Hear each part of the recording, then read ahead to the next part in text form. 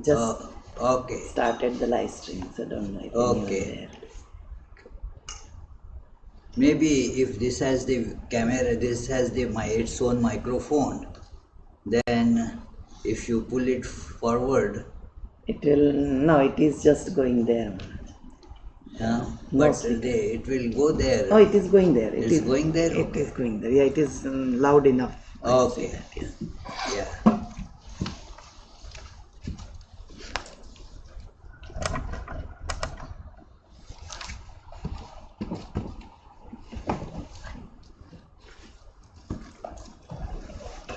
So this is the annual day-long retreat that we had been conducting, and during summer months. The idea was, otherwise there are no programs of Vedanta in July and August months. So the gap would be too much, so it was decided that okay, one of these months on some suitable date, suitable Sunday, we can have a day-long program on some special topic. So this year the topic chosen is that Guru. Because Guru, this spiritual teacher, the importance of that has been told by all scriptures, that we need a teacher to take us on that path, without which it is impossible. Even for those things which are ordinary, means ordinary in the sense they are sense perceptible. We can see them, we can do some logical connections between them and derive conclusions. So there also we require a teacher. That is why we have all these schools. So if one could learn it without teacher, there wouldn't have been any schools, any universities. Even where we are sitting now, these stores, Yukon wouldn't have been there had there been no need of teachers. So even for these most ordinary things to learn, we need a teacher. Now with this spiritual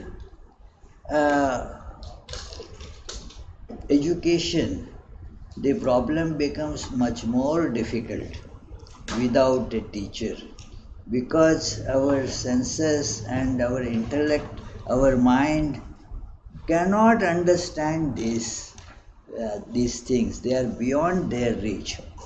It is beyond the reach of the senses, because senses, they have the limitations. They can only see the forms, and thus their learning is just enough for that purpose. So I can speak now a little in low voice. Sounds good. Abhijit thought it was beyond the senses, so we didn't need that. So he didn't think of bringing it. But then later on thought that, it is within the senses. He came to his senses. Let us be like that. That he came all of a sudden to his senses and decided to go back and get it anyway. So fortunately we had 2 cars today. So others came with Srini's car. So anyway, so this is the topic God, where we have to transcend this fear of the sense perceptions.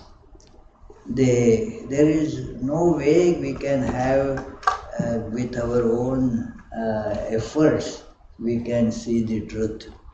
We need somebody who has gone there, who is established there, who has good understanding, knowledge, and is also ready to impart that knowledge to us who are struggling without it.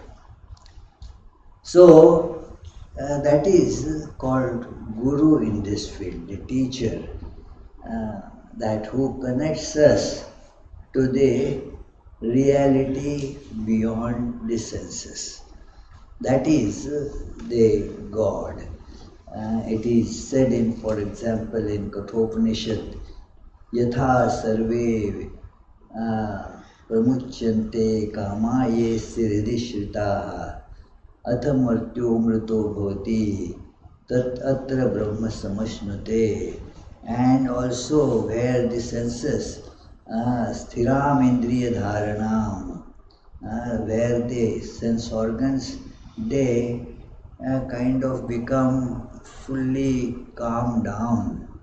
Now there the yoga becomes possible. One enters the state of yoga, means union with God in that state. And how to do it, why to do it, it is understandable only through the intervention of a guru, the spiritual teacher. And that is why we need to think about this. Also, we may have somebody as a human being with whom we got connected as a guru. Like we say somebody, our Lakshmanji will say, my guru is Swami Adishwaranandaji. That our Rishali will say, my guru is Swami Gahananandaji. Am I right? Okay, yeah. So like that, we will say he is our guru. But the guru principle is not that person as such. There is a deeper connection to this thought. That person, that being is therefore to be connected to through what we call human guru. So human guru is as it were a conduit from where we get a connection to the true ultimate teacher. Otherwise, we just go only to the external source, but not connected to the inner substance, inner material as it were. Like you go to faucet to get water, but if the faucet is not connected with the source of water, then just going to the faucet you will not get any water. So the faucet, the human form is like a faucet. So that has to be connected to the source of water. Secondly, you should be ready to take the water. If you just go to the faucet, by licking the faucet, your thirst will not go away. You have to get the water from it. So therefore, Guru as a principle is something very important study.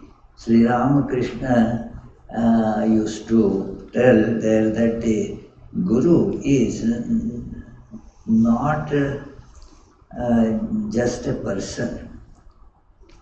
Guru is Satchidananda Guru. He said so many times, means God alone is the Guru. The human Gurus, they are something that we can hook onto to get connected to that Guru as principle. So, like he has a mouse, that with which he can get access to what is in the computer there. That mouse is only having that function.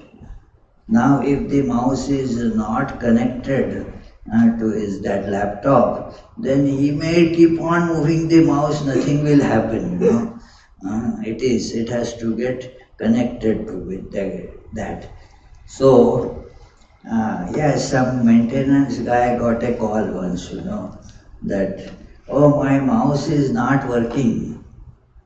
And then on phone, he tried to tell, do this, do this, do this. Oh, and as the common practice with these professionals, okay, disconnect everything, reconnect everything. So, and then he said, okay, ultimately he thought that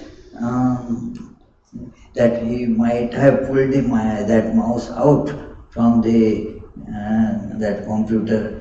So he asked, did you connect the mouse to the machine?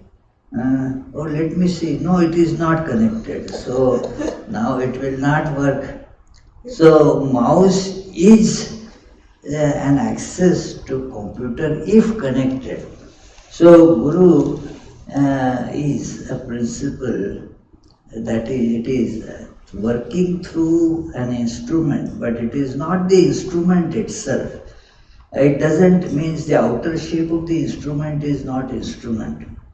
It is true with like our sense organs, our eyes, for example. There is this external machine, the external instrument eye, but that is not what sees. It is connected to a brain center, there is a program on it which makes for the vision.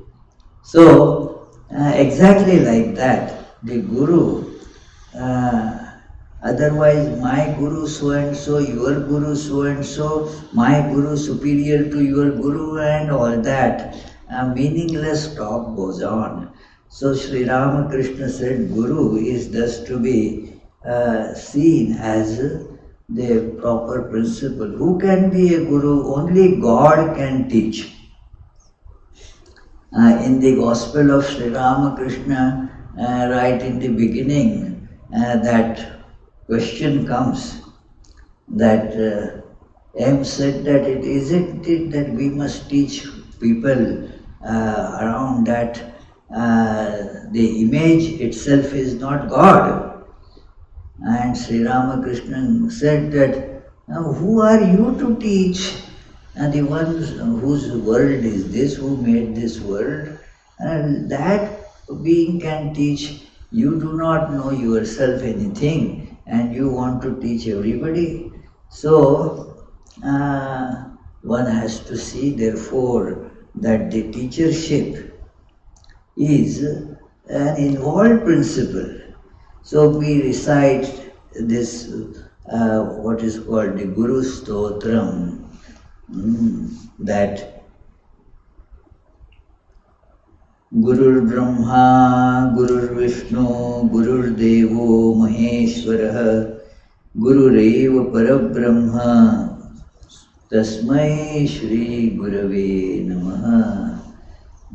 Guru is the Brahma, the creator aspect of divine, Vishnu, the maintenance aspect of the divine, and dissolution aspect, Maheshwara.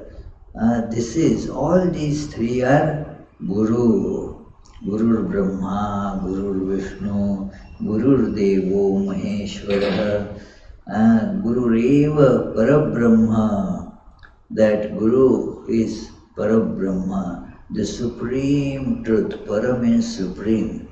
The supreme existence, consciousness, bliss, supreme Satchidananda, that is the Guru. Satchidananda is Guru. So, Tasmai, salutation to that Guru.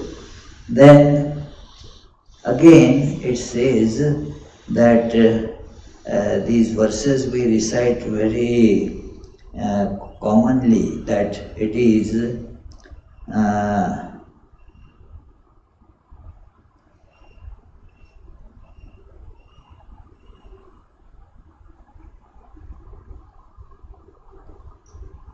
Akhandamandalakaram vyaptam yena characharam tatpadam darshitam yena Tasmai Shri Gurave Namaha.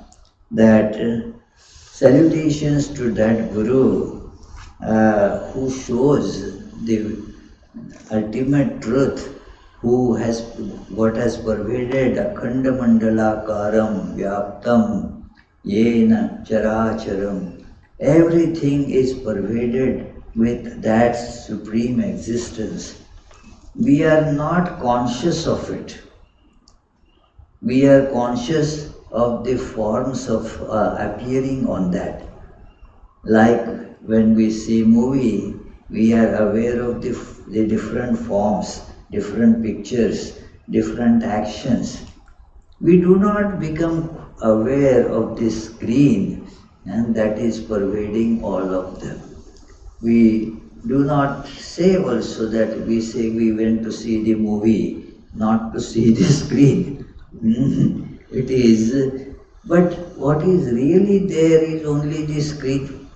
So, the one who shows the reality behind all these pictures, we are here like it is a 3D movie.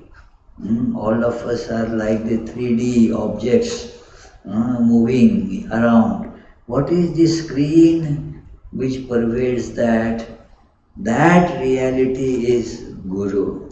So, that principle who shows us that reality, this is the truth. So, it is very difficult. Suppose, think of a child who has never seen a movie. If it is possible to find a child like that, but suppose think of such a child and goes with his mom to see the movie, and the child has heard that there is a screen there in the movie. A movie has already started when they entered the hall, and then all the pictures are seen, lot of action is seen, events are happening. The child is watching. Where is the screen? I heard that there is a screen in the movie. Therefore, Mom, where is the screen? Now, Mom knows where the screen is, but how can Mom tell it to the child? Think about it. Very difficult. Because wherever the mom points out the finger, that is the screen, there will be some picture. Suppose there is a picture of a big mountain there. The child will say, hey, this is mountain, this is not screen. True. How to show the screen? It requires therefore special skill to make the child aware of the screen behind this movie. Something that pervades everything. It is so that which brings us to that truth, that is the Guru, who shows us the reality that pervades everything. Then it is told, next verse in this is Ajnanatimirandasya jnananjana shalakaya chakshurunmilitam yena tasmai Shri Gurave Namaha. That imagine, we are all blinded. Blinded by what? Blinded by ignorance. Ignorance, that blindness is terrible blindness. The external eye, this sight is gone, still people can find their way, They have those signs, they rub on it and can read. There is the braille. So with braille, lot of books can be read, actually are read by blind people. There is in one building in India I had gone, and there is right in the hallway, there was one rough patch. All were smooth tiles, but in between there was a rough patch. And I thought that why this portion has been left unfinished. Then a professor there told me that, oh, that is for blind, they will be able to feel that rough patch. So they can thus walk on that without getting into the bumping here or there. So that patch is for them.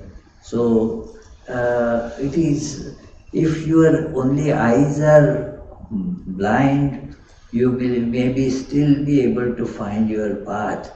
But if we are blinded by ignorance, then we are lost completely. We do not see. That is why Jesus says that let those who have eyes, let them see that. See, we have eyes but non-functional eyes. Means we see that which does not exist. We see only the changing forms. We do not see the unchanging reality, and that is the background of all these changing forms. We miss that. So we do not see the truth, we see only that which is not truth. Can those be called eyes? Can that be called the true sight? So this is getting blinded by ignorance. So if one is blind by ignorance, who can show the way? That is Guru.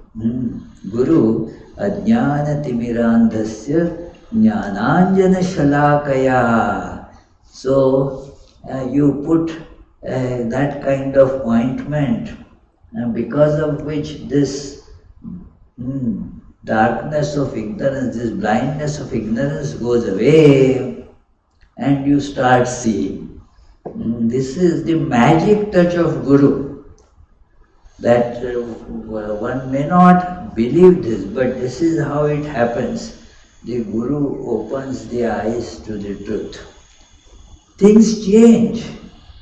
Without our actually seeing how and why, we do not see the methodology or the procedure, but we see that we start seeing the reality, we start feeling the God. So we start accepting many things that we earlier debated about. Why? Because now we start seeing. Otherwise, we were blinded by ignorance. Ajnana timirandha. Ajnana means ignorance.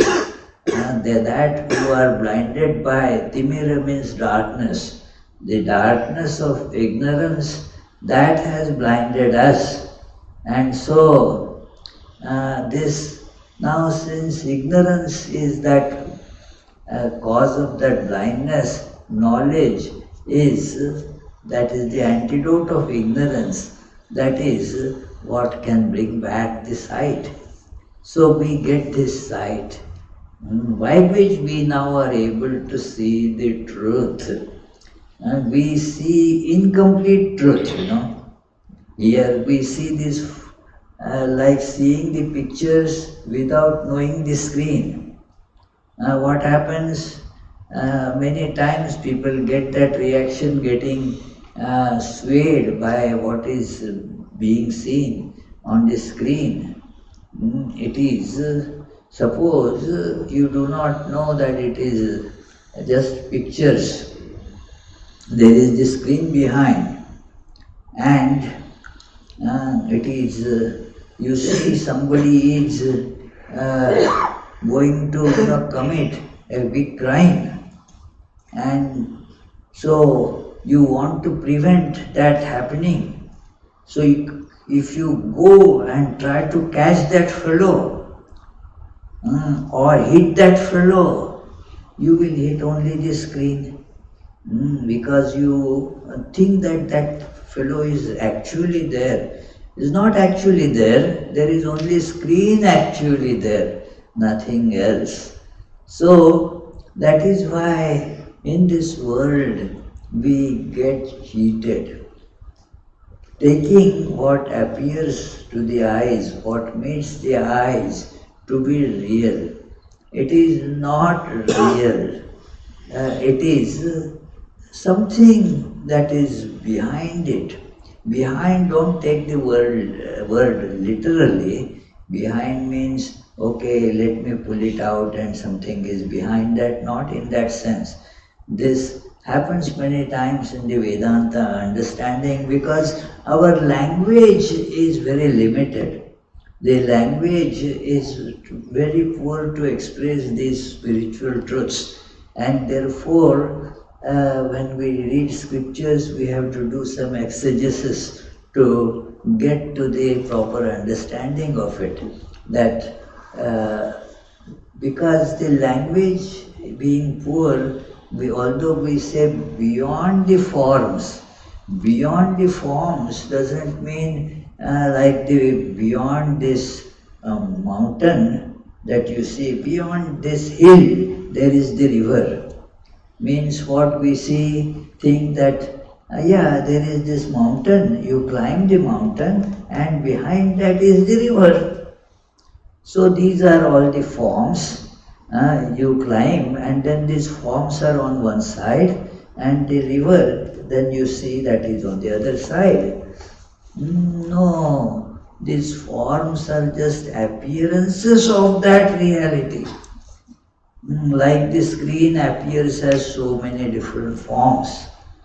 There is not that you go beyond the forms, so the forms remain on one side and the screen remains on the other side. Not like that. That is why to explain these things becomes very difficult. You have to understand the meaning. That Saint Jnaneshwar says, therefore, bola ati zombize prameyasi.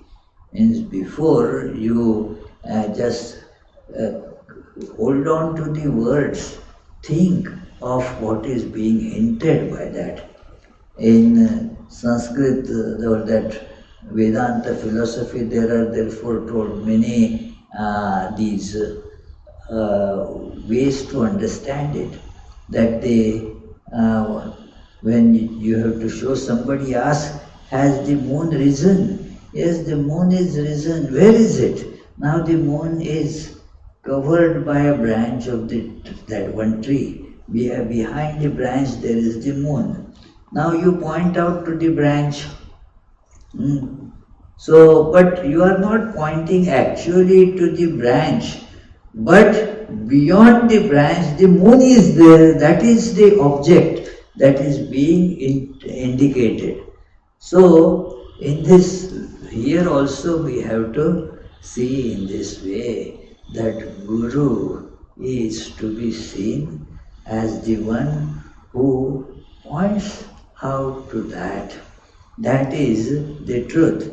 So, opens our eyes like that, and then it is said in this that who sthavaram jangamam vyaptam yas kinchit sacharacharam tatpadam darshitam yena tasmai shri gurave namaha. That all sthavaram jangamam means that which is moving and unmoving.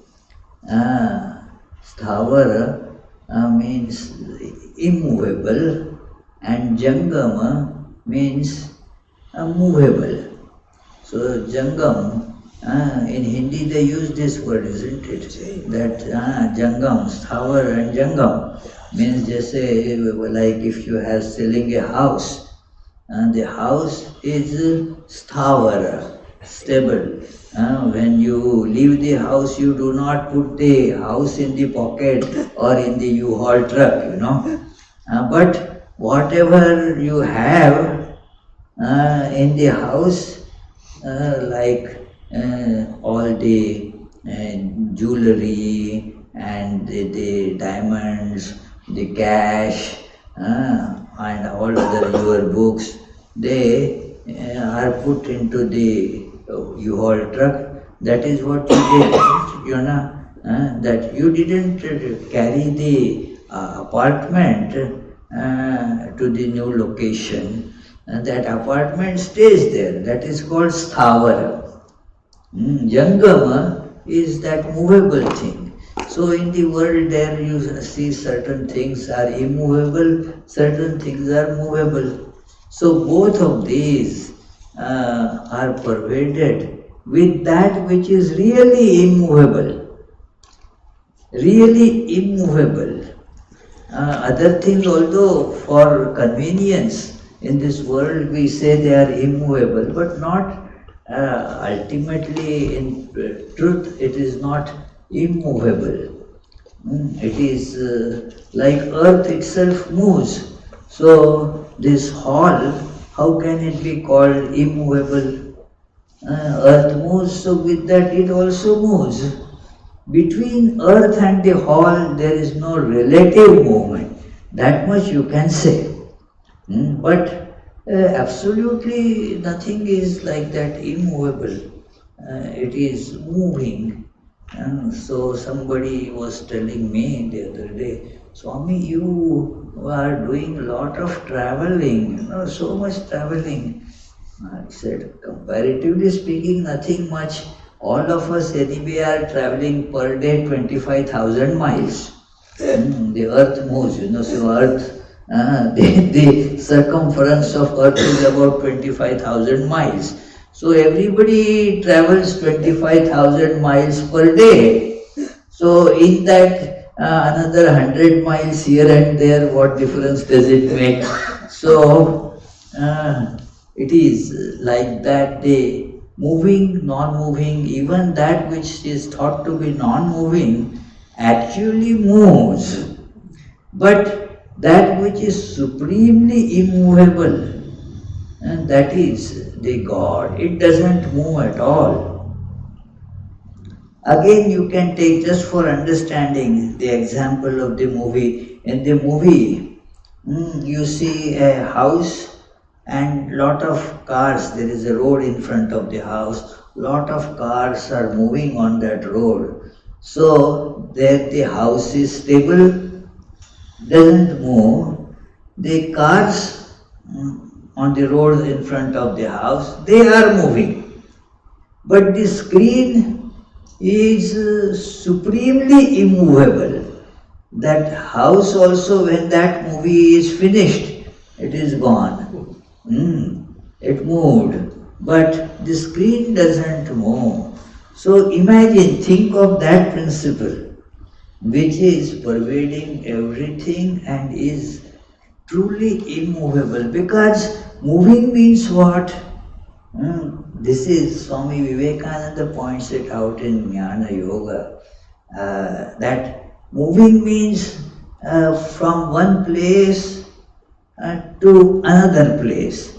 So before coming, like we came from wherever we were to our Sago, now we came here. Now, suppose I am everywhere, then how can I move? I am already everywhere, so there is no moving possible.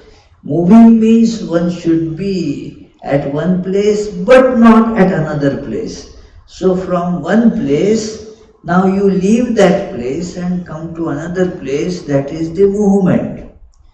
That which is already all-pervading, there is no possibility of any movement there.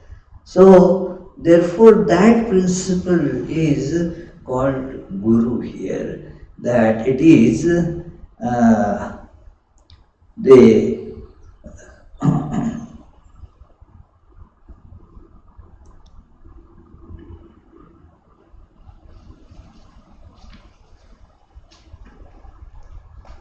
Sthavaram jangamam vyaptam yat kinchit sacharacharam.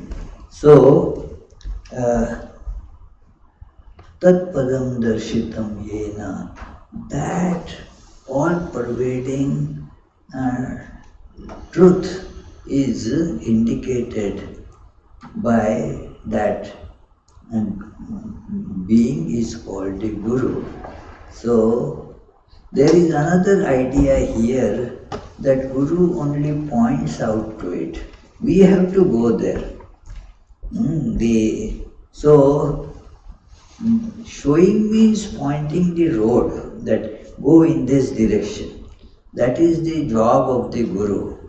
One has to do spiritual practice oneself.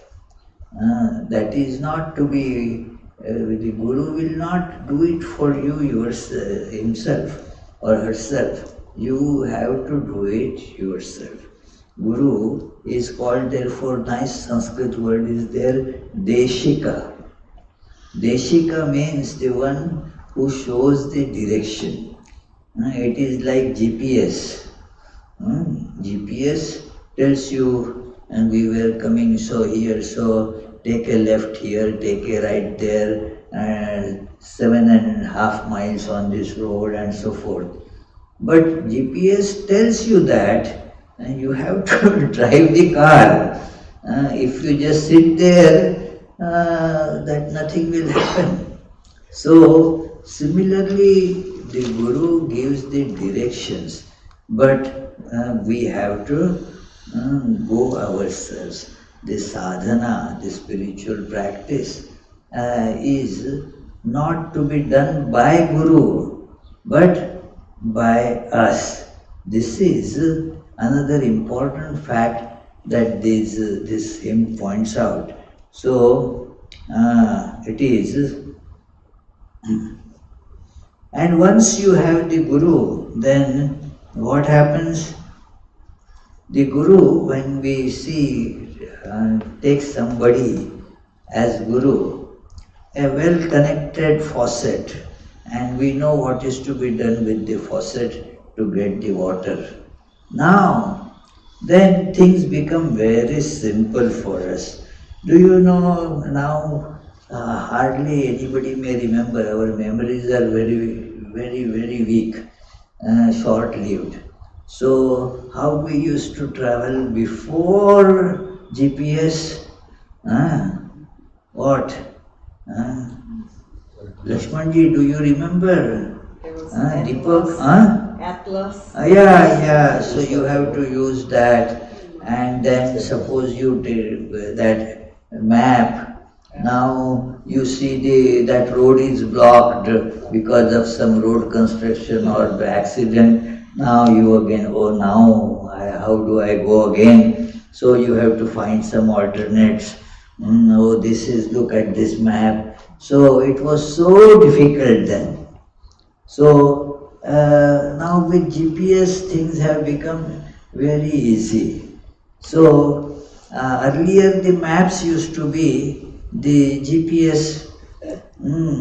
So the principle was same, somebody to guide you. Now if you have some such thing to guide you, then you feel confident. Yeah, so I can now go there. Without that, it is so very difficult to go.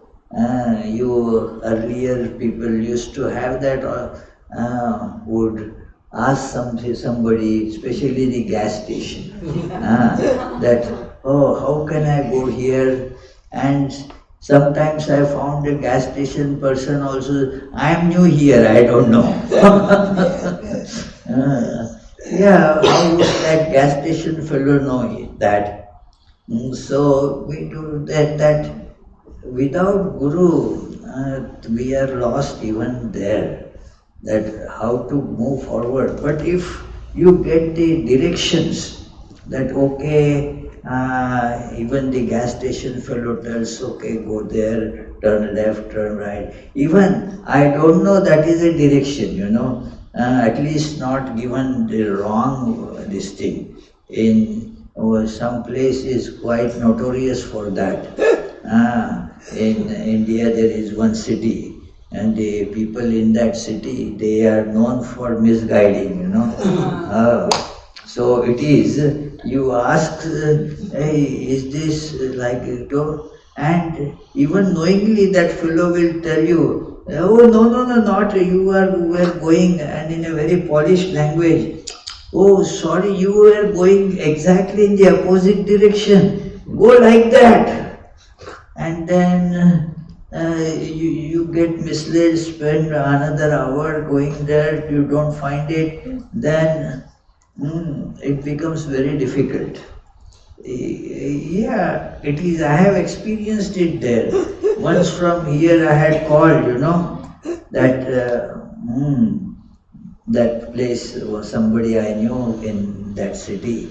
So, and I dialed a wrong number. But in the same place, but some one digit I dialed wrong. So it was picked up. And then that fellow continued the conversation without telling me that it is a wrong number, is this gentleman I want to talk? Oh, you want to talk to that gentleman? Who are you, please? So I told my name. This, oh, okay. Yes. Do you know him? Yes, I know him. Oh, okay. And then let me, I'm talking you things here and there, spend a couple of minutes, and then told, no, you have dialed wrong number. So it is. Now if you have somebody like that to give directions, imagine, so therefore the Guru must be what? A knowledgeable person, truthful person, we will come to that when we will be studying that chapter from Bhakti Yoga about Guru. So, but here it is said that once you have the Guru, then the path becomes very easy. Now you can go on that without having too many doubts about it. Another doubt comes there because the path is supposed too long and we are in a hurry, and then the doubts start coming to mind. It happens spiritual path very often. One question that gets asked again and again. Yesterday also when in that retreat somebody was repeatedly asking me this question, not in the question answer thing, but separately. How do I know if I am going on the right path or not? Well, go, it is you believe the Guru, have trust in the Guru, and then move on that path. Then you will see yourself. How will you know otherwise without moving? How do I know whether I am going on the right path? There are indications, but again they are not very easy to pinpoint. I told that gentleman what our Chetananandji had told. Chetananandaji, a very senior monk of our order, and has written so many wonderful books. So he gave a talk in Providence on measuring spiritual progress. Are we progressing or not? So he said that I got the idea of this topic by seeing an ad on the television, that ad of some that exercise machine, that some elliptical or whatever, so it is that equipment was shown, and then you have to make people buy that. So there is that before and after, before the use of that equipment, a very fat lady was shown there, and then she was shown sitting on that, and then before and after comes out to be a very slim the same person, So the transformation has happened before and after.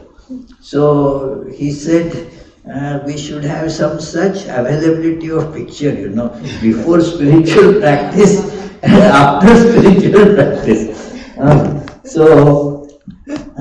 But unfortunately, in this spiritual world, there is no such before and after directly obvious picture.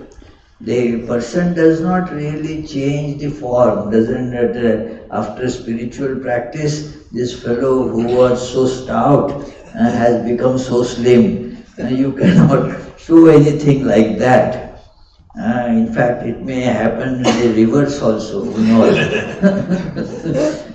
Somebody told that man who made that ad, before and after, was fired.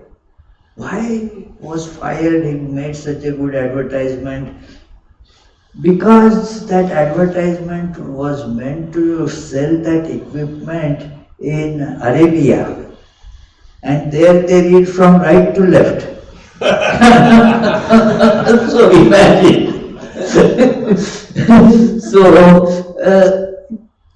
In spiritual world it is not possible to show, that it is the external benefits are difficult to be shown.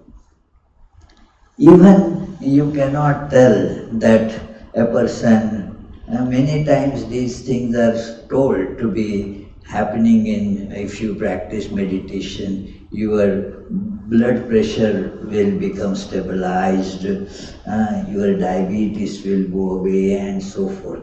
But that is not really any spiritual benefit, something that you can do it with some medications. Meditation is not needed, medication will be enough. So that is not really what the spiritual progress is. It is physical progress, maybe, but spiritual progress is something that is beyond this. You cannot show it. But what happens internally, a person will be able to know. Externally also, other people who are keen observers of the psychological and behavioral changes in that person they will be able to know. Otherwise, externally, Holy Mother said very nicely that what else the person's desires vanish, becomes calmed down. There are no two horns that grow on the head of this person by spiritual progress, The spiritual illumination does not make two horns that are discernible to the common eyes. What changes is the internal change that comes. Sri Ramakrishna used to tell that, look, there is that touchstone or philosopher's stone, and that touches an iron sword, iron-made sword. Now it became gold. The shape remained the same, but it now became that of gold. So a person undergoes that inner transformation, and that is effected by this power of Guru. In Tantras, therefore, in the Shiva Sutra, there is one very beautiful aphorism. Guru Upayaha means Guru is the means. There is this Ajnanam Bandha means ignorance is the bondage. Although the word jnana means knowledge is used, it is in the sense of ignorance, means the relative knowledge. That is the special methodology of Tantra. That what we call as knowledge here, that like our Jitendra would say, I am a computer engineer, I know all that about it. And Vishali will say, I know more than he knows, and so it is.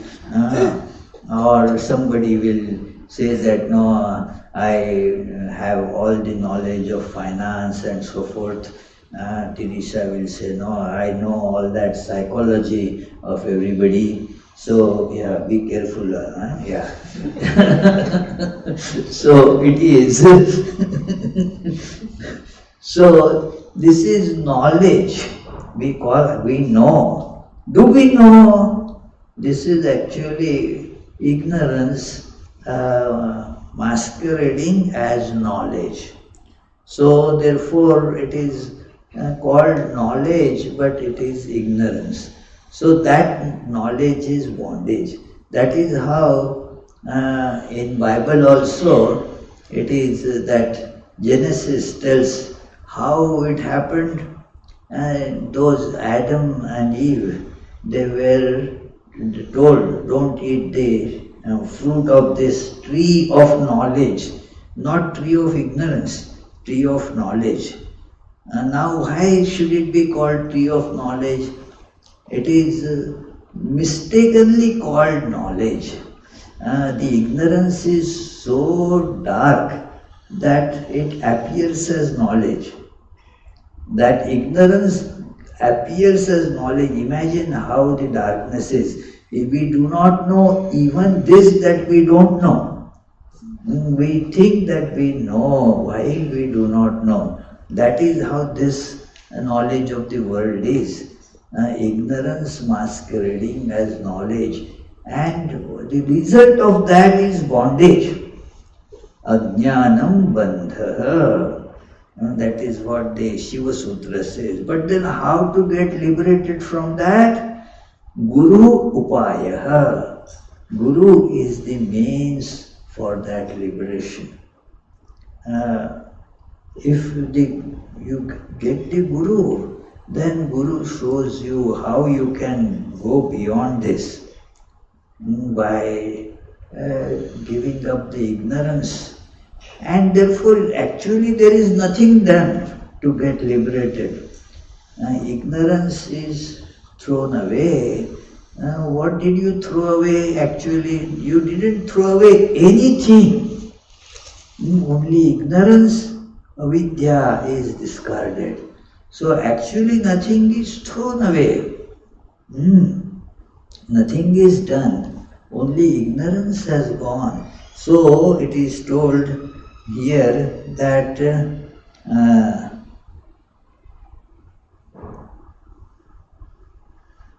Chinmayam vyapi yat sarvam trailokyam sacharacharam tatpadam darshitam yena tasmai Shri Guruve Namaha. Salutations to that Guru who points out the life that pervades everything, the consciousness that is pervading everything. That consciousness is shown by whom? That is the Guru. We become aware of that truth. So it is already there, it is not generated. Only the ignorance about it is gone. Now we were not seeing, now earlier we were not seeing, now we started seeing. So it is, so Sarva Shruti Shiroratna Virajita Padambujaha Vedantambuja Suryaya Tasmai Shri Gurave Namaha. So all the scriptural jewels, as it were, Sarva Ratna, Sarva Shruti Shiro Ratna, Virajita Padambujaha, that all these gems from the scriptures, all these great teachings are at the feet of this Guru. So, Vedantambuja Suryaya Tasmai Shri Gurave Namaha. That the Guru is that sun, Vedanta sun, because it illumines everything. That sun is Vedantambuja Suryaya, that Vedanta is compared to a lotus, and that lotus opens up when the sun rises. The night lilies and lotus has this difference, that those which open up only at night, and this lotus which opens up at day. So that sun helps to open up that lotus. So we all have that Vedanta knowledge in us. But it is not opening up, so we do not get it. So therefore that sun opens it up. Jnaneshwar Maharaj, again, he gives a very beautiful analogy in this respect, that Mavavita Vishwabhasu Navala Udela Chandangshu, that this Guru is like the sun. It is that when rises, normally you see the normal sun, when it rises, what was hidden in the darkness, this houses, the road, the trees, people around, they become visible. They now come to life, as it were. Otherwise they were all covered by darkness. But this sun of Guru is very different. All this illusion of this universe vanishes when this sun of Guru rises. This world was considered as real by us. We were not seeing it as just passing away illusory forms. But when the Guru rises, the son of the Guru, Navala Udaila Chandangshu, this is a very astonishing, wondrous sun. A normal sun rises and you start seeing the illusions. This sun rises, this son of Guru rises, and this illusory world, as it were, vanishes. The truth appears. So, this is that Navala Udela Chandangshu Advayabjini Vikashu Vanduata. So, let us salute that. It is the Jnaneshwar says, that sun, because of which the lotus of non-duality just manifests now. It opens up, it grows. We start seeing the truth of non-duality. Otherwise we are convinced of the truth of multiplicity. Even if we read the books on this non-duality, that God alone is or Brahman alone is, in all religions you will find this idea of non-duality very strongly presented. But we do not see that. We are convinced of this multiplicity to be real. In fact, yesterday I was telling again, because this phrase is used so much that it makes me really laugh how to now explain that it is the people very highly learned and in a way successful in the world. They still see that this multiplicity is real. Swami, all that you say, I don't know, it may be true somewhere, but in the real world it is not true. And this unreal world gets called as real world. The problem is that.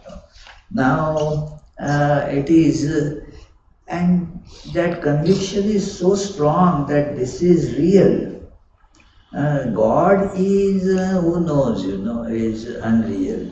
So in that sense, most of us are atheists. And we talk about God, but we don't consider God to be real. And that is how our expressions are. that our Charlie would say that if he doesn't know things, so he says, only God knows. Only God knows who doesn't exist, So it is, nobody knows. To say that nobody knows, another way to positively put it. We should have positive outlook. So instead of saying nobody knows, we say God alone knows. The meaning is nobody knows. So it is that God who doesn't exist. Our Ranganathananji, that Bhagavad Gita lectures have one very nice story that one minister in a church, he had a friend who was a philosopher, used to be a philosophy professor. So once he invited his philosopher friend to give a lecture at his church. And he introduced this philosopher friend to the congregation that this philosopher friend will be addressing us today. And what is philosophy? Philosophy is the search for a black cat in a dark room who doesn't exist. So that is called philosophy. The search for a non-existent black cat in a dark room. So that is philosophy. Now naturally this philosophy guy didn't like this. So when he stood up to speak, he wanted to take revenge. He said, this clergy friend introduced me, but he didn't tell about his profession. He told about my profession. Let me tell you about his profession. Now, who is this clergy? They also are looking for a non-existent black cat in a dark room, but they claim that they have found it. That is the difference. So, it is the ignorance is so strong, and the sense of the world being real is also so strong that we do not see this truth that these forms, they are continuously changing. And so it becomes very difficult for the teachers to explain it. They use many analogies. Oh, you see, compare it to the dream. Are those things real in the dream? No, when you wake up, it is gone. So also, all this that you think to be real, in the dream it is gone. So they are like the objects of the dream, isn't it? Makes sense. But that makes sense remains only that much. Again, this world appears to be real.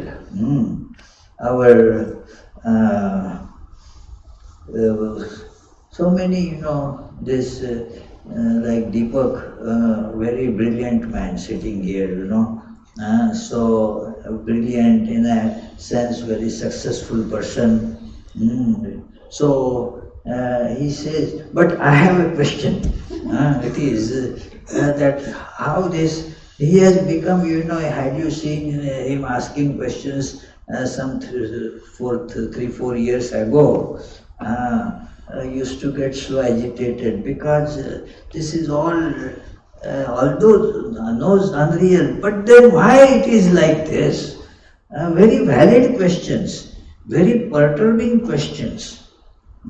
It is very sincere questions come like that although I understand all this, but then why are all these things? Can you explain? Now very difficult to explain. You have to keep on giving analogies. But if that person does some introspection and does some practice, tries to get connected with God as shown by the Guru, gradually this truth starts dawning. The nature of questions become different.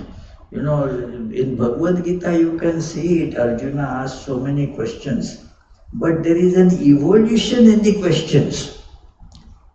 The first, Arjuna does not ask any questions, he starts pressing his own point, that what I consider is real, and Krishna, you should accept what I am telling. And that is how initially that becomes the reaction, that Krishna, look, I am a successful warrior. I have studied also many things. So, and I have read scriptures. So he tries to convince Krishna that my opinion is right. Let us not fight the war, let us run away from here, we should be non-violent and so forth. But then, when Krishna does not accept his opinion, instead he, in a very strong language, scolds him for taking up such a view. Very strongly he has condemned Arjuna. Klaibyam masma gama partha naitatvai upapadyate. Imagine this, that is, this scolding is actually in the physical sense, if you interpret, he is giving a few slaps across Arjuna's face, you know. It is that strong. Klaibyam masma gama partha naitatvai upapadyate. Shudram hridaya daubalyam tekpottishta parantapa. That it doesn't become a brave man like you to talk like this. This, what weakness has overtaken you? Your mind has been covered by this darkness. Kutastva kashmalamidam vishame samupasthitam. Very powerful words are used there by Bhagavad Gita.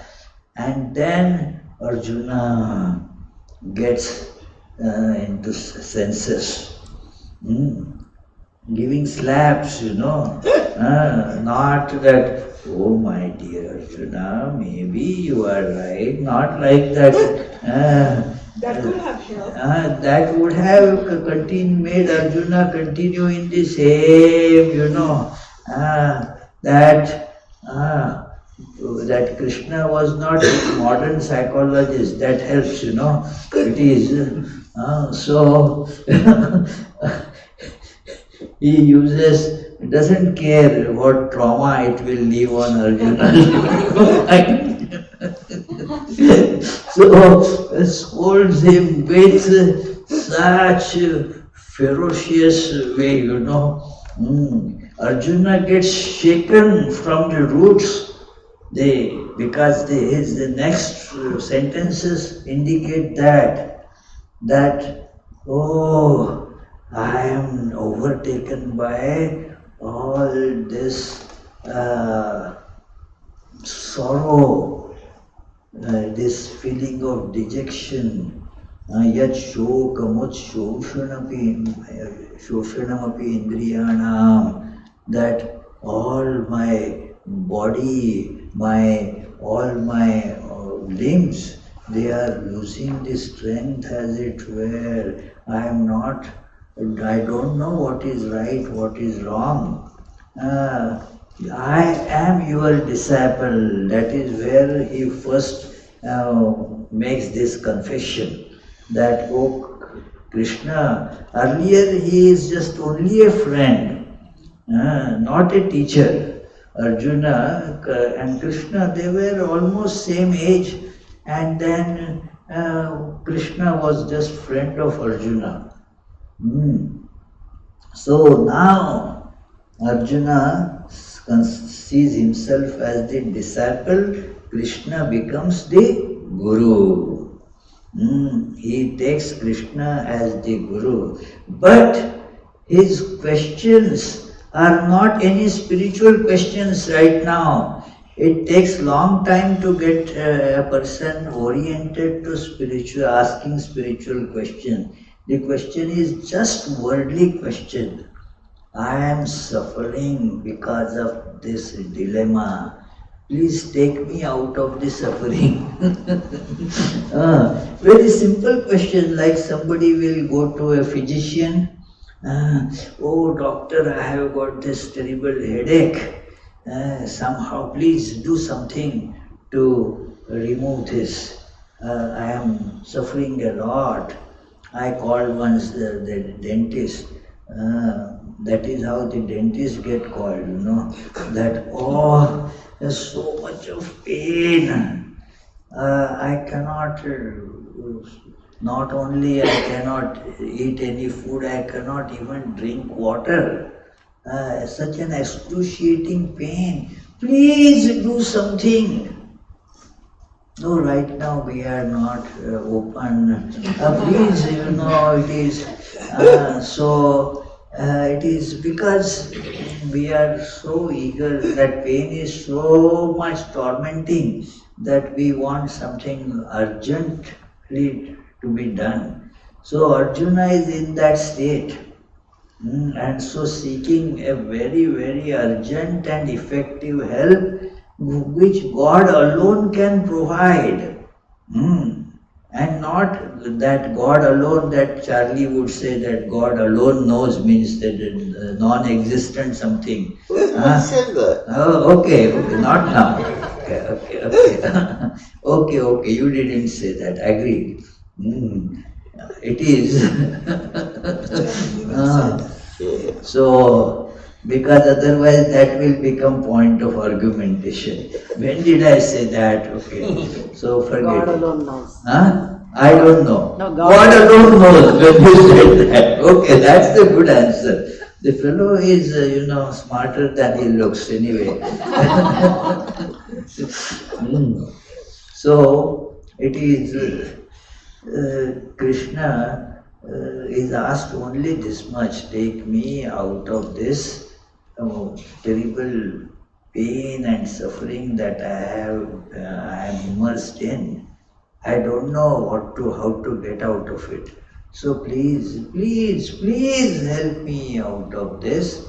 But then the last sentence of Arjuna is indicative of how he has taken up Krishna as a guru, but I am not going to fight.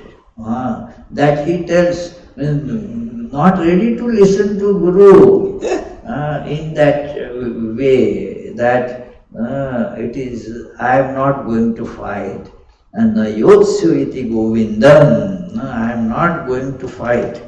It is every other thing that you can tell me, but we are not ready to follow the advice of the Guru immediately. That also takes an evolution.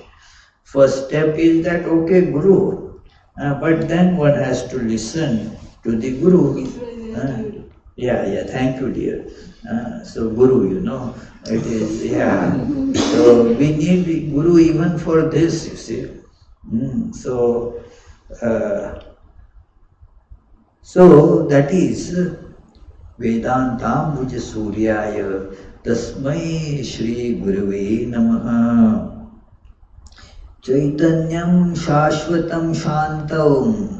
Here they because there is a little difference if you want to call it in the masculine gender terms, then they Shanto Yomatito Niranjanaha.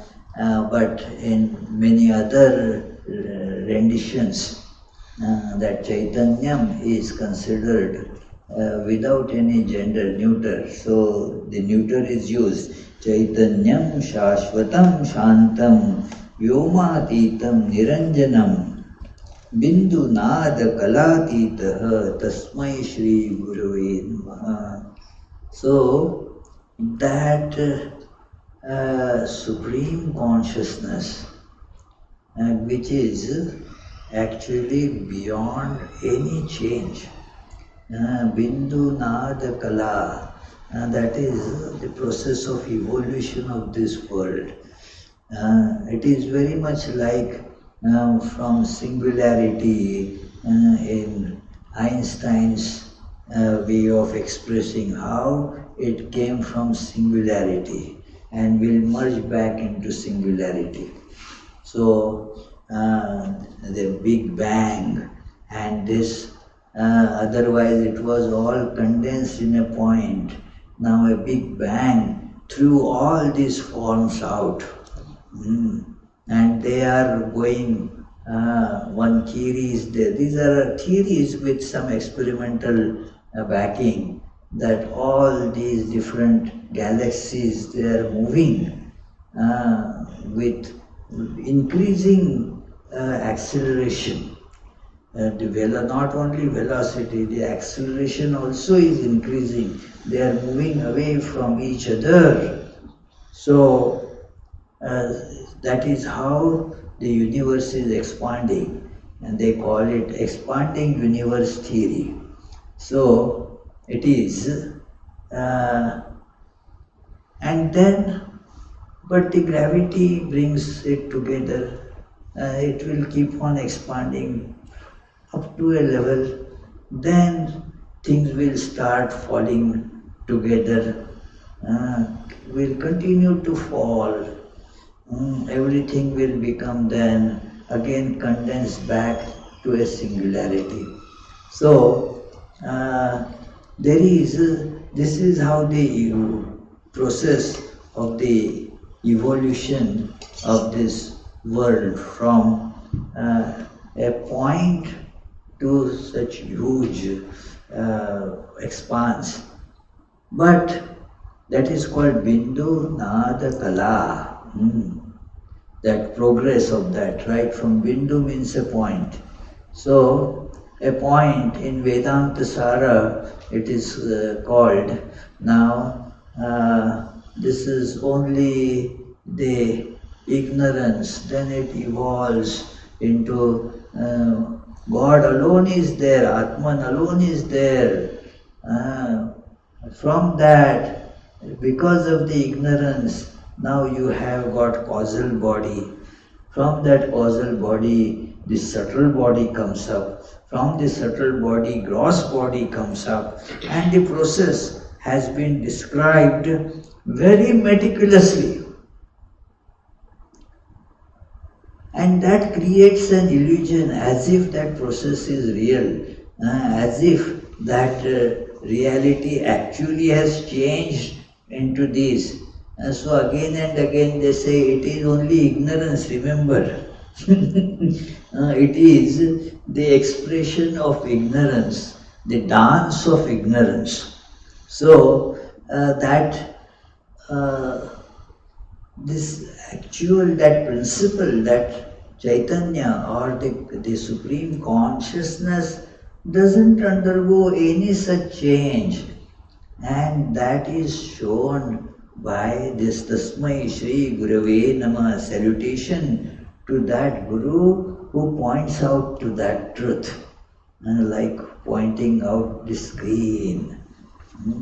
We all know there is screen, and therefore even we see in the movie big fire, we do not take out our cell phone and dial 911 because we know it is only the screen that is there. There is actually no fire. The fire truck, even if it comes here, it will not be able to put out that fire. Somebody in the movie dials a movie cell phone and calls a movie fire truck, and the movie fire truck comes and then throws all the movie water on it, then that movie fire will get extinguished. So it is a different order of reality.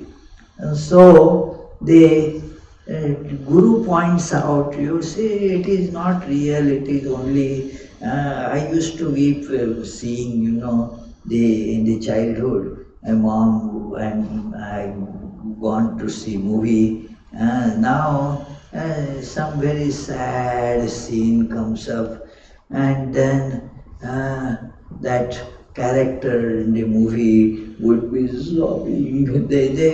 And the acting, it is always overdone, you know. It is nobody actually cries in life like that. It is. You don't see people who are like that, very sad singing songs. But in movie, invariably, then you will find that fellow singing a very song full of pathos. So it is. It is in the movie, and I also would start shedding tears. My mom would. Oh, it is nothing. It is only screen. It is not real. It is only screen. So that's why you became a monk. Oh, maybe, yes, who knows, you know. You know that. Okay. So, so that is the Guru. Like my mom became the Guru, that it is not real, it is only screen, you know. So, the one who points out that truth, that is the Guru. So, and therefore, another very important truth is told, that the Guru is actually same one principle. Our external Gurus may be different. Somebody who initiated Settirisa, somebody initiated Sukalyan, somebody initiated our Lakshmanji, somebody initiated that Vishali, somebody initiated our Tuli. So all they are different. Different Gurus. No, the same Guru in different forms have done this. So this is pointed out in this principle that Mannatha Shri Jagannatha Mat Guru Shri Jagat Guru Mamatma Sarva Bhutatma Tasmai Shri Gurave Namaha. That Guru who is the self of everyone. That is same. So it is easy to see that the same Guru principle appears in various forms. So this is very difficult but very commonly observed phenomena amongst the disciples. My Guru is superior to your Guru. My Guru is the best. Your Guru, my Guru is the best. It is quite natural because we adore somebody and then others are just similar. But mine is superior always. So there was this competition amongst devotees that started by observing the birthdays of one's own Gurus in our order.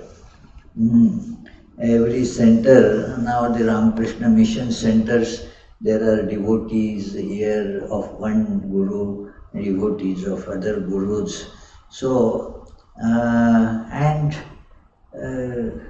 they would have, the big festivals, and my Guru is superior to your Guru, because see how with great pomp we could celebrate the birthday of our Guru.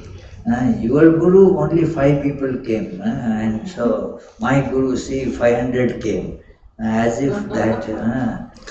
So knowing this, at that time, and the one who was the General Secretary, Swami Vireshwaranandji Maharaj, He wrote a very strict letter to all the centers to stop that nonsense. That it will become now otherwise just fighting, competition. My Guru, your Guru. Mannatha Shri Jagannatha Mad Guru Shri Jagat Guru.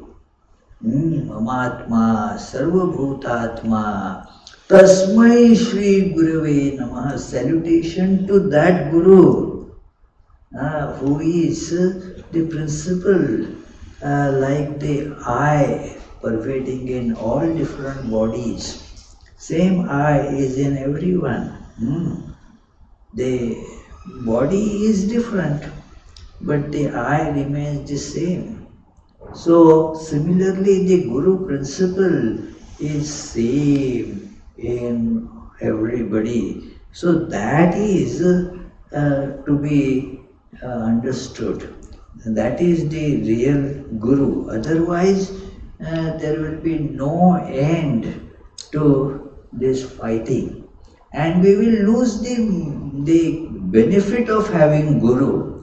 The whole idea will be to fight with the disciples of other Gurus to show that my Guru is the Supreme Guru. So, therefore, this hymn is very important to study. That we chant this hymn everywhere almost is a very ancient hymn. Guru Brahma, Guru Vishnu. So, Guru Adiranadishcha, Guru Paramadaivatam, Guru Parataram Nasti, Tasmai Shri Gurave Namaha. Salutations to that Guru.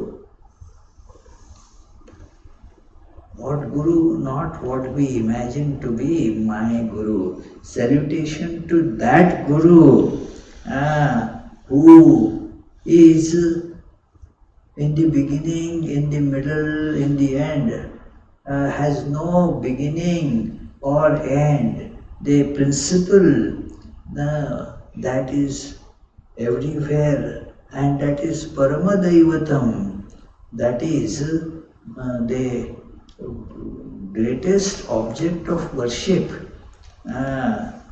and beyond whom there is nothing superior to Guru.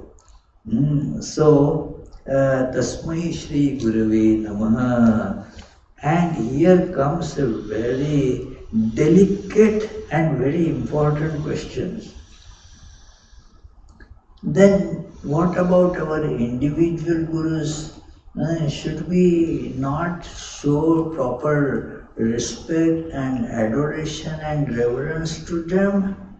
No, opposite. They are to be given full reverence, but knowing this principle. So that is the principle of global thinking and local acting, the principle of Guru, all pervading, global. But your connection is for that with a particular, through a particular channel, like particular faucet you use. Although you do not drink the faucet, you drink the water from it. So like that you have that connection, that Guru, it is beyond whom for us there is nobody else. That is the supreme principle for an individual. What Guru has told me. So, yet that Guru is a universal principle. One should not forget that. And yet, act locally. That think globally, act locally. That Guru manifests to us through this person. So hold that person also. So it is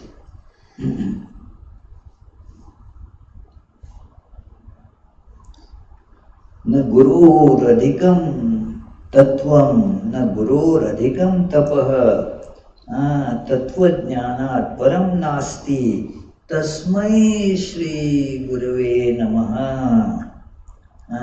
There is nobody superior to that. If you see our worship, the worship procedure of Hindus, first worship is done to the Guru. It is very, through that then the other worships become possible. So, first worship the Guru. Guru, there is an order, Guru, Ganesha, Shiva, Surya, Vishnu, and this Jai Durga, mother as mother of the universe. There is an order, there is a meaning to that order. It is not that I can arbitrarily change it. Especially the Guru to be worshipped first, because that invokes the spirit of worship. Therefore, Guru is to be worshipped first. So, it is na guror adhikam tattvam, na guror adhikam tapaha. So, whatever the Guru has told, that is adhere to that. That is the supreme austerity. There is no better austerity than that. Tattvajnanat param nasti. There is nothing beyond the absolute principle, the tattva. Tattva is a very beautiful word. Our Swami Ranganathananji used to tell about it very often, that tattva and matam, tattvam and matam means the truth and the opinion. Opinions are my reading of the truth. Like I will have one opinion, Lakshmanji will have another opinion, and Tuli will have some third opinion. Everybody will have different opinion. But our opinions do not alter the fact. It does not change the fact. Our idea about the fact is our opinion. So, the opinions is one thing, that is called matam. In Sanskrit, the word for opinion is matam. Tattva means the thing as it is. That does not depend on our opinion. So that is the tattva. For example, that some people may like to eat more salt, some people may like to eat less salt. We know one little boy who puts so much salt on his food that as if the salt is the main food, other things are. So it is very extreme. So it is, and some have absolutely no salt. This is the one's attitude towards salt, matam. Tattvam, to both of them the salt is salty, that the taste of the salt is salty. It looks white, that is agreed by all. It has effect on blood pressure, that is also agreed by all. So this is the idea of tattvam, salt as it is, and the opinions about salt. The opinions change. So the tattva is the truth supreme. So this truth supreme is to be seen as the Guru. Not my particular Guru has given this particular instruction to me. This mistake we make very often, that something is told to me for my particular benefit. that is not something that is useful for everyone. The principle is true for everyone, that it is that God alone is real. This world is evanescent, comes and goes. This is true for everyone. But certain particular this advice is given, but then somebody takes it as the sacrosanct, given in a particular situation to a particular person, and that is not applicable to everybody. So one should not make that as a factor, something that has to be imposed on others. No, don't try to impose on others. This is not tattvam, this is matam. So your guru, for looking at your particular conditions, might have told you that do this pranayama, breathe 3 times by this nostril and then 3 times by the other nostril. That is okay, but that is not something universal. It is somebody would have been not told anything about it. So one need not be particular that this has to be done, otherwise there will be no spiritual progress. Nothing like that. Tattvam and matam, the truth and the opinion has to be distinguished. The guru is the principle or the tattvam, the truth. So it is. So we have seen this Guru Stotra, very famous Guru Stotra, to understand the principle of Guru. In our next class on this, we shall take up Swami Vivekananda in Bhakti Yoga tells about this, the need of a Guru and how one can get a Guru. The need of a Guru, because many do not see the need. See, I am a PhD, I have read a lot. What do I need the Guru for? I can understand everything myself. I don't want to insult anybody, but do I need it? And those they at the lower level, and they may get benefit from a Guru.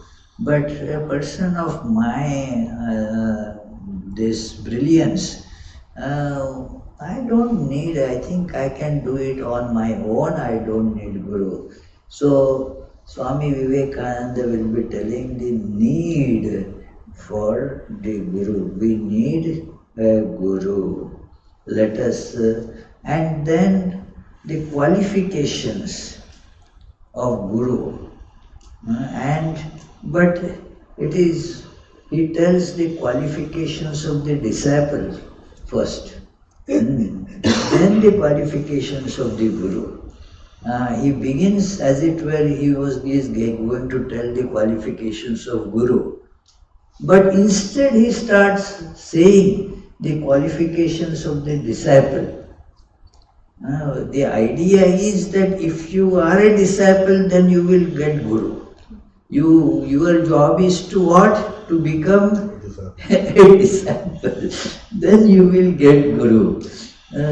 So we shall try to see all that. Then there is this idea, very important idea, mantra.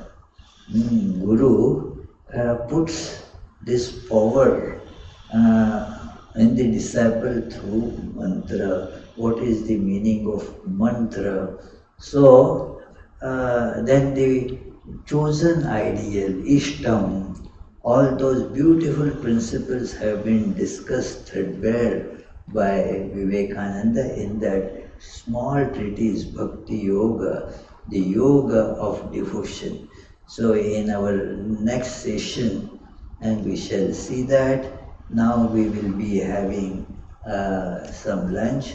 Then our Lakshmanji, he had recently gone to India and he made it a point to visit many places associated with Sri Ramakrishna.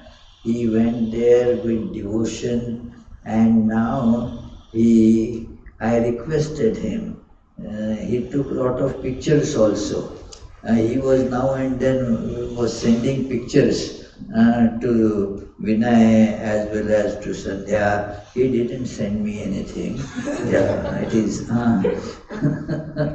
So it is. He will use some of those pictures because how many? A few thousand pictures, huh? 7,000. Huh? 8,000. Yeah, he took You took 8,000. 8,000 pictures.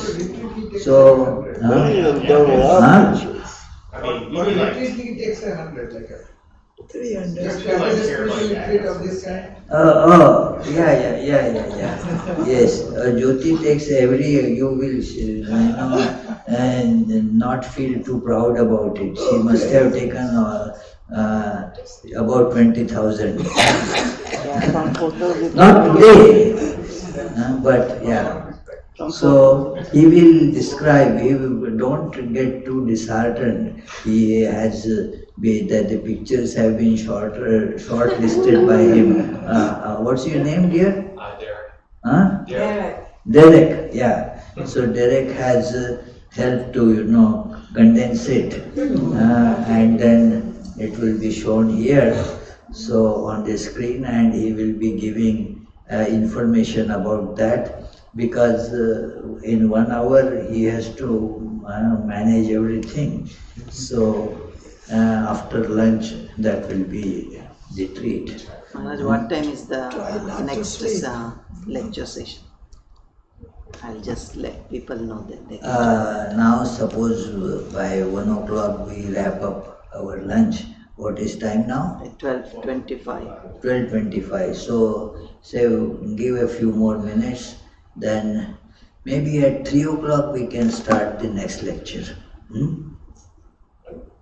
Okay? You will be at 1 something. Yes, his presentation will be at about 1:15. 3 p.m. Yeah, 3 p.m. this. So It's over. let us say grace. Om Brahmarpanam Brahmahavir Brahmagnam Brahmanahutam Brahmaiva Tena Gantavyam Brahma Karmastamadhina Hari Om. Oh Lord, please accept our offering. Bless us, make us pure and all loving. May we not accuse, demand or complain, but love, respect and cooperate with all. May we not find faults with others, but try to find our own faults. May we not treat others as strangers, but learn to make all our own. May we feel the whole world to be our own. Peace, peace, peace be with all.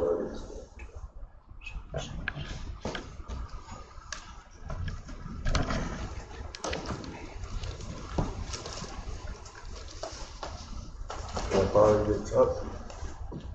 After I write my name.